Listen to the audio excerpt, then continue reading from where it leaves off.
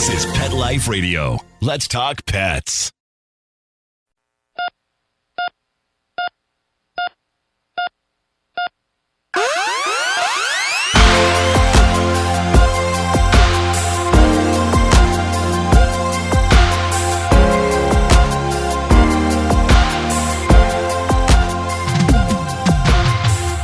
Welcome to ER Vet on Pet Life Radio. I'm your host, Dr. Justine Lee, and I'm a board-certified emergency critical care specialist and also a toxicologist. Thanks for joining us today. Today, I'm really excited to be talking to the medical director of the ASPCA Animal Poison Control Center, Dr. Tina Wismer. We'll talk to her right after these messages.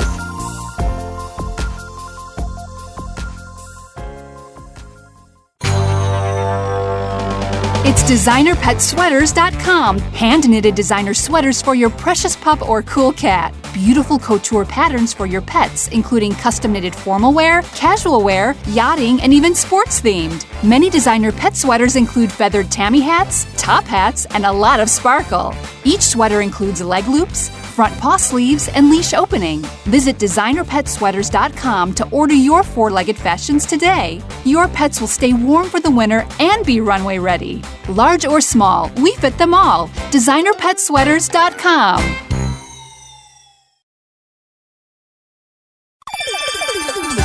Let's Talk Pets on PetLifeRadio.com.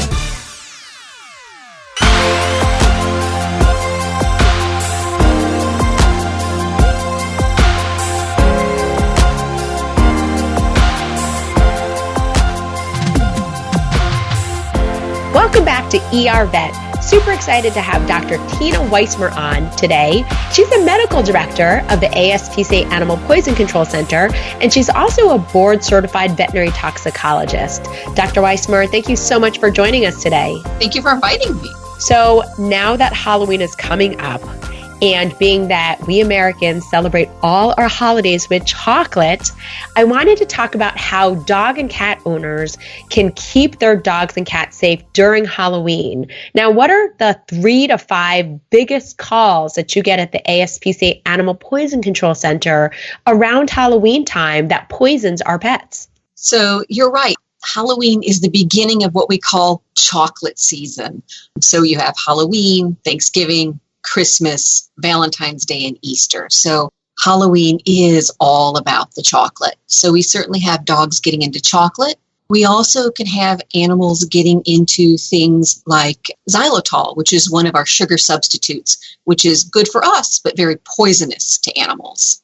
Now, when it comes to chocolate poisoning, I know that when I work in the emergency room, a lot of pet owners will bring in their dog when they eat one small chocolate chip cookie or one small mini-size Halloween candy bar. What do you educate owners about in terms of the amount of chocolate or the type of chocolate? When should they call the ASPCA, their emergency vet, or when should they go into the emergency clinic?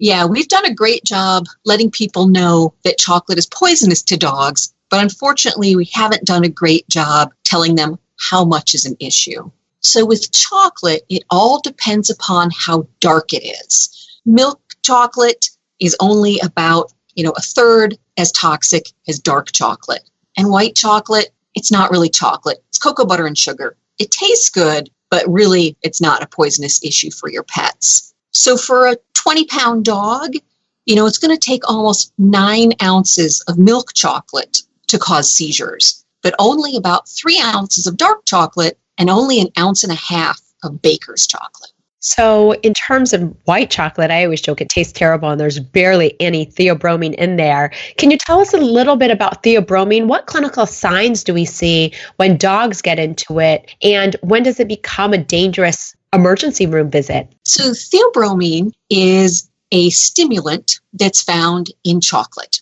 And the darker the chocolate, the more theobromine that's in there. And when an animal eats it, it may cause stomach upset, maybe some diarrhea. But as we get into larger amounts, we tend to see animals becoming more agitated. Their heart rate goes up. We can see muscle tremors and even seizures. But truly, it all depends upon the amount that they get into. What about cats? Do you ever see chocolate poisoning with cats? So it is theoretically possible for cats to develop chocolate toxicity. However, cats don't have that sweet tooth like dogs do. They don't really have sweet taste buds, so they're not big chocolate eaters. When is it important to go to the vet? In other words, can I just induce vomiting in my dog at home? Is there any advice you can give in terms of when we make that decision, either with your veterinarian or with the advice when you call the ASPCA, of when to induce vomiting at home when your dog got into chocolate? So certainly giving your vet a call or giving us a call is important, because we're going to ask you questions like, how much does your animal weigh? How much and what type of chocolate did we get into? How long ago? And does your animal have any medical problems, or is it having any problems from the chocolate? All of those are going to weigh in our decision on whether or not we can induce vomiting at home or whether you need to see your veterinarian. So an animal that may just have vomited once, we can maybe monitor them at home. But animals that have high heart rates or that have muscle tremors have to see the veterinarian. And I bet that during this time of the year, around Halloween time, you guys probably get inundated with calls to the ASPCA Animal Poison Control Center, correct? Yes. Typically, we average about 33 calls a day about chocolate or chocolate-containing items. But around Halloween, it seems like almost every call we get is about chocolate. So just to reiterate, if your dog gets into chocolate, you want to look for signs of vomiting, diarrhea. If they're really hyperactive, they may seem like they're thirstier or have a really racing heart rate. And if you see any of those signs, you want to get to the vet right away. And I always tell people it's always cheaper for you and less dangerous to your dog if you call the ASPCA Animal Poison Control Center or get to your emergency veterinarian right away, because the sooner we recognize a poisoning, the sooner we can treat it. I always worry that dogs get candy stomach bloat. You know, they have so much candy in their stomach. What are some simple tips that you have for kids or for their parents on how to pet proof to prevent their four-legged kids from getting into chocolate? Yeah, it is about training the people in your household to not leave things where animals can get into them. You know, when we used to trick or treat, I remember my brother and I taking, pillowcases and getting huge pillowcases full of food. And it was very important that when we brought those home, they needed to be put up someplace where our pets couldn't get into them. And you mentioned xylitol, which I know is a sugar-free substitute. Now, hopefully no mean trick-or-treat neighbors are giving away sugar-free candy, but that's okay. Can you give us a little bit of information about xylitol and what happens when dogs get into xylitol? Sure. So xylitol, as you said, it's used in place of sugar. So it's really good for if you're diabetic, for those candies. And what happens when dogs get into it, it actually stimulates the pancreas to secrete insulin, which if you have insulin, it drops your blood sugar. And if your blood sugar gets too low, it can actually cause seizures. And xylitol can also cause liver failure in dogs. But it truly is just dogs. It's safe for people, it's safe for cats, but very dangerous for dogs. And I know that xylitol comes in all different products. We talked in a previous episode how most of the time it comes in gums, mints, sometimes baked goods. But again, we can see that in toothpaste or even dental floss, rare types of peanut butter, lots of different types of products. So when in doubt, you always want to make sure that you keep that sugar-free substance out of reach. Now, I remember when I used to trick or treat as a kid, I used to hate the neighbors who gave out boxes of raisins. It wasn't very fun, even though it was very healthy. Can you tell how that could pose a danger to our dogs? Oh, that's great. Yes, they were never my favorite neighbors either. So an interesting thing with dogs is that some dogs, if they eat grapes or raisins, can experience kidney failure. So unfortunately, we don't know which dogs are going to have an issue and which ones aren't, but it can be deadly in some of our pets. The first thing we see with animals that get into grapes and raisins typically is vomiting. So if your animal has eaten any raisins or, even some desserts that are made with raisins and they're starting to vomit, you need to call your veterinarian and take your animal in immediately. Right. So again, grapes, raisins, definitely poisonous to dogs. We definitely worry if they get into it because it can cause that acute kidney injury. So when in doubt, neighbors, don't give away boxes of raisins. We want chocolate and candy instead. All right. I know that the ASPCA has this fantastic free app that actually has a chocolate calculator in it. And I know it can be really stressful when people are trying to calculate it themselves. So I always say, when in doubt, just call the ASPCA or call your vet. But is that app for pet owners or veterinarians, or what information does it have in that app? So the app contains hundreds of different substances along with that chocolate calculator, and it is going to kind of rate toxins. So when we think about things that are poisonous, some things, the poison is only going to cause mild stomach upset. In other cases, it can be deadly. So the app actually gives you a range. So, if I put in dogs and grapes, it's going to tell me that this could cause a serious problem and I need to call my veterinarian. So it's good for owners. It's good for veterinarians too, if they need a quick review on things. And with the chocolate calculator, you can say, okay, my dog ate 5 of these chocolate chips and he weighs 80 pounds. This is not going to be a problem. When in doubt, you can just go to the iTunes podcast store or wherever you get your podcasts and just look for the ASPCA poisoning app with that orange and white paw print. Great information out there. Now let's talk about cats for a little bit. Now, I know that sometimes glow sticks or glow jewelry are used as part of a child's costume during Halloween. And I was just wondering, are these dangerous or poisonous when cats get into them? And then what signs do we see when they do get into these glow sticks? Cats love glow sticks and glow jewelry. There's something about them that fascinates our feline friends. And they like to bat them around the floor and they chase them, and everything is great until they bite into them. And these glow sticks and glow jewelry are filled with something called dibutyl phthalate, which is some of the most bitter substance known to man. So cats start to foam and drool uncontrollably because, of course, cats can't spit. So they end up, trying to run away from the bad taste and, trying to drool that bad taste out of their mouth. So it's not highly toxic. It really just tastes bad. So you need to offer them something that tastes good, like milk or canned food or treats, and then, of course, wipe them off. Because if they're glowing anywhere, they're going to start all over with these problems if they lick themselves. All right.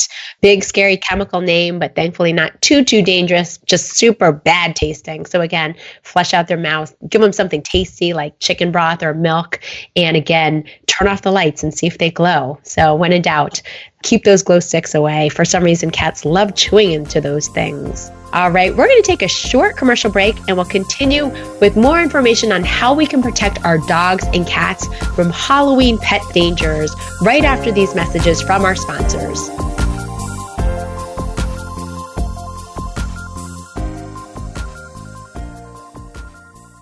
The young lady from the rescue delivered happy, and I panicked.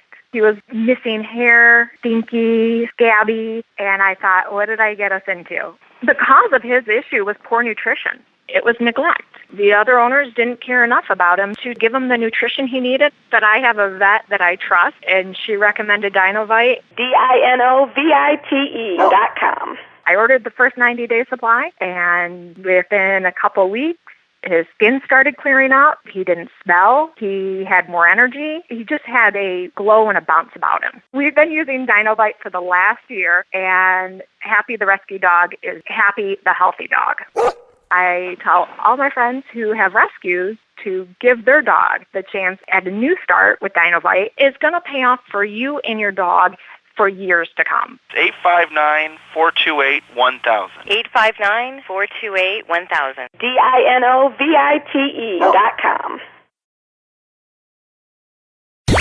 Let's talk pets. Let's talk pets On Pet Life Radio. Pet Life Radio. PetLifeRadio.com.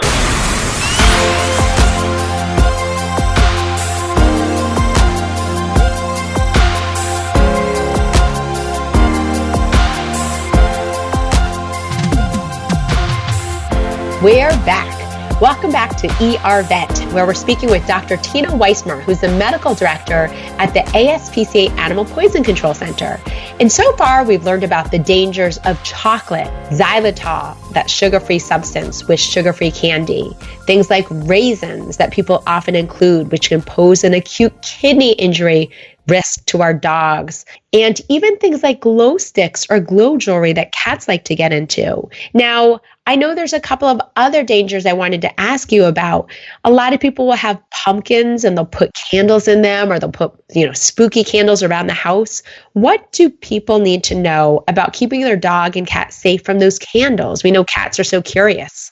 Yes. If I have, cats or dogs in the house, I really don't want any open flames. Get some of those cute little electronic flickering candles, because it only takes, an animal tail knocking over a candle, or, a cat potentially, lighting its tail on fire, and we're ending up with a serious problem in the household. What about certain types of liquid potpourris? During this time of the year when it gets colder, people are in the autumn or pre-winter mood, and they'll actually start using liquid potpourri. Is that poisonous to dogs or cats? It certainly can be. Liquid potpourri is interesting. This is the stuff that we, light the candle under or put on a warmer. And it is a combination of essential oils, so the stuff that smells good, and cationic detergents, which are actually chemical compounds that can actually cause chemical burns. So the potpourri doesn't have to be hot. It can actually be cold. And if it gets on the skin of an animal, or if they groom it off of themselves, can actually cause burns. So we can see burns in the mouth and burns on the skin. Right. Another danger that a lot of people don't think of are actually pet costumes. Now, I always think it's really cute to see dogs or cats dressed up in costumes, but sometimes it really stresses them out. Do you have any advice when it comes to putting costumes on your dog or cat in terms of keeping them safe? Yeah, you're certainly right. It really depends upon the animal's personality. Some of them love to be dressed up. Some of them, you put a little costume on them and it's, they can't move. It's like they've been frozen in place. So it's something that you want to try beforehand on your animal, make it a good experience, maybe put on part of the costume, reward them with treats. And if they don't like it, then you know what? Take it off and, maybe a different pet, or next year you can try it again.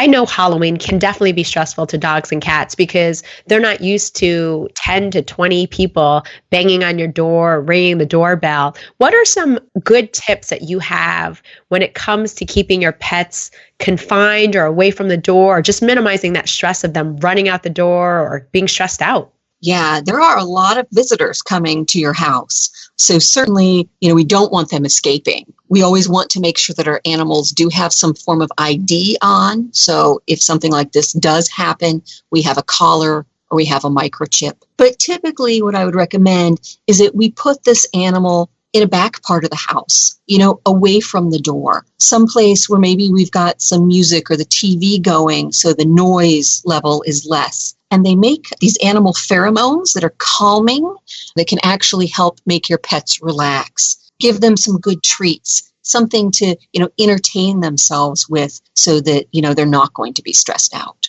I always tell people if they have outdoor cats also, make sure to keep them inside for several days before and after Halloween, especially if you have black cats, because we don't want anyone playing pranks on them. And again, it can be sadly malicious, where people will actually do mean things to animals or cruelty related. So when in doubt, keep your black cats inside, or any cat inside, several days before and after Halloween. And I also recommend the same thing with dogs. Don't leave your dogs in the backyard during Halloween. We don't know if there's pranksters out there. They're going to bark. They're going to be stressed out by people coming and going onto the property. So I always say put them in a quiet, dark room with some white noise. If they're used to being crated, keep them in their crate and give them a nice toy or bone to chew on. Keep the radio on. But again, try to keep them away from the front door so they're not stressed out. So some great recommendations just for keeping your dog and cat safe. The last thing I wanted to ask you, Dr. Wismer, since I also know that not only are you a veterinary toxicologist, but you're a master gardener, are Halloween plants like pumpkins and corn, are they poisonous if dogs or cats chew on them? So fortunately, not poisonous. Pumpkin's actually a pretty good source of fiber. The thing that we worry about with corn is that if they do eat the corn cob, that can cause an obstruction that would need surgery to remove. And that can be a life-threatening situation. So we want to keep these things away from animals if possible. Thank you so much. Now, where would you recommend people going to find more information about how to pet-proof or how to keep their pets safe during Halloween, or how to reach you in case of an emergency at the ASPCA Animal Poison Control Center? If you're just looking for general information, you can go to our website, aspca.org/APCC, or if it's an emergency, you can reach us 24 hours a day at 888-426-4435. And I always tell dog and cat owners, don't forget to pre-program your cell phone with your veterinarian's phone number, your emergency veterinarian, and the ASPCA Animal Poison Control's number, because when you're really stressed out, you want to have that information right at the tip of your fingers. So make sure to pre-program your cell phone and your GPS in case you need to go into the emergency clinic or to your veterinarian. Dr. Tina Wismer, thank you again so much for this fantastic information from the ASPCA Animal Poison Control Center. Well, that brings us to the end of today's show. Find me at drjustinelee.com, on Facebook at Dr. Justine Lee, or email me any of your pet questions at drjustine@petliferadio.com. With that, we're out of time, but I wanted to give a huge thank you to Dr. Tina Wismer from the ASPCA and Mark Winter, our producer, for making this show possible. See you at the next episode. Let's Talk Pets, every week on demand, only on PetLifeRadio.com.